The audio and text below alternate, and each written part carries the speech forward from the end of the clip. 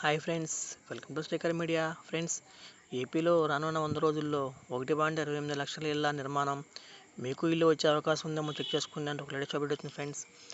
దాని గురించి మనం తెలుసుకునే ముందు మీరు కనుక మన ఛానల్ ఫస్ట్ చూపిస్తే కనుక ఫ్రెండ్స్ మన ఛానల్ లైక్ చేయండి, అలాగే సబ్స్క్రైబ్ చేయండి ఫ్రెండ్స్.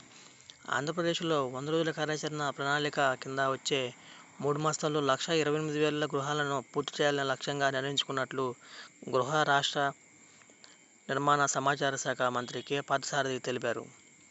వెలగపూడి సచివాలయంలో రాష్ట్ర గృహ నిర్మాణ శాఖపై అన్ని జిల్లాల ప్రాజెక్ట్ డైరెక్టర్లు, ఇంజనీర్లు, ఇతర ఉన్నతాధికారులతో ఆయన సమీక్షించారు. అనంతరం మీడియాకు వివరాలు వెల్లడించారు. ముఖ్యమంత్రి చంద్రబాబు నాయుడు అన్ని ప్రభుత్వ శాఖల 100 రోజుల కార్యాచరణను రూపొందించుకోవాలని ఆదేశాలు ఇచ్చినట్లు తెలిపారు. ఆ ఆదేశాలకు అనుగుణంగా గృహ నిర్మాణ శాఖకు సంబంధించి 100 రోజుల కార్యాచరణ కింద రానున్న 3 మాసాల్లో 1.28 లక్షల గృహాలను పూర్తి చేయాలని లక్ష్యంగా నిర్ణయించుకున్నట్లు పునరుద్ఘాటించారు. ఇందుకు గాను 2,520 కోట్లు ఖర్చు తెలిపారు. అలాగే రాష్ట్రంలో వివిధ దశల్లో నిర్మాణంలో ఉన్న 8.02 లక్షల గృహాలను వచ్చే మార్చి నెలాఖరుకు నాటికి పూర్తి చేయాలని లక్ష్యంగా నిర్ణయించినట్లు మంత్రి పార్థసారథి చెప్పారు. అదేవిధంగా నిర్మాణ దశలో ఉన్న 6.08 లక్షల గృహాల స్టేజ్ కన్వెన్స్ చేయనున్నట్లు వెల్లడించారు. గృహ నిర్మాణాలు జరిగే లేఅవుట్లు అభివృద్ధికి సంబంధించి విశాఖపట్నం, విజయవాడ, నెల్లూరు, రాయలసీమల్లో థర్మల్ పవర్ స్టేషన్ల నుంచి వచ్చే ఫ్లై యాష్ వినియోగించేందుకు చర్యలు తీసుకుంటున్నట్టు పేర్కొన్నారు.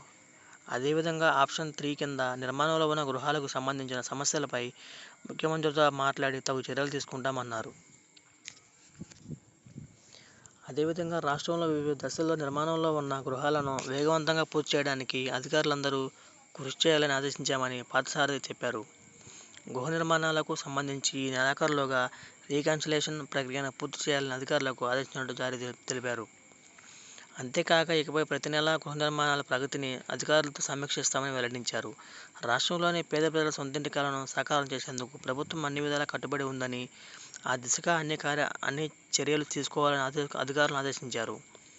అర్హులందరికీ గృహాలు నిర్మించి ఇవ్వాలని ప్రభుత్వం దృఢ సంకల్పంతో ఉందని, నిర్మాణాలను వేగవంతంగా పూర్తి చేసేందుకు క్షేత్రస్థాయిలో అధికారులందరూ చిత్తశుద్ధితో పనిచేయాలని సూచించారు.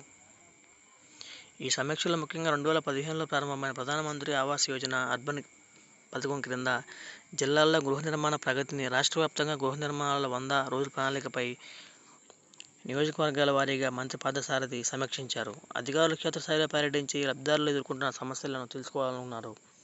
కాలనీల్లో మౌలిక సదుపాయాలు కల్పించేందుకు కేంద్ర ప్రభుత్వం నుంచి రావాల్సిన నిధులు తదితర అంశాలపై ప్రత్యేక దృష్టి సారించాలని ఆదేశించారు. గృహ నిర్మాణ శాఖలో ఉన్న ఖాళీలను ప్రస్తావిస్తూ పదోన్నతుల ద్వారా ఖాళీలను భర్తీ చేయాలని, కింది స్థాయి ఖాళీలను జిల్లాల నుంచి లేదా డిప్యూటేషన్ ద్వారా భర్తీ చేయాలని ఉన్నతాధికారులు సూచించారు. గృహ నిర్మాణ పథకాల అమలుకు సిబ్బంది కొరత లేకుండా చూడాలని మంత్రి పార్థసారథి అధికారులను స్పష్టం చేశారు.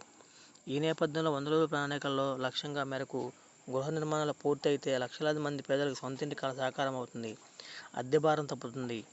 కాగా గతంలో టిడ్కో ఇళ్లకు పేదల బ్యాంకులు రుణాలు తీసుకుని లక్షలు చెల్లించి ఉన్నారు.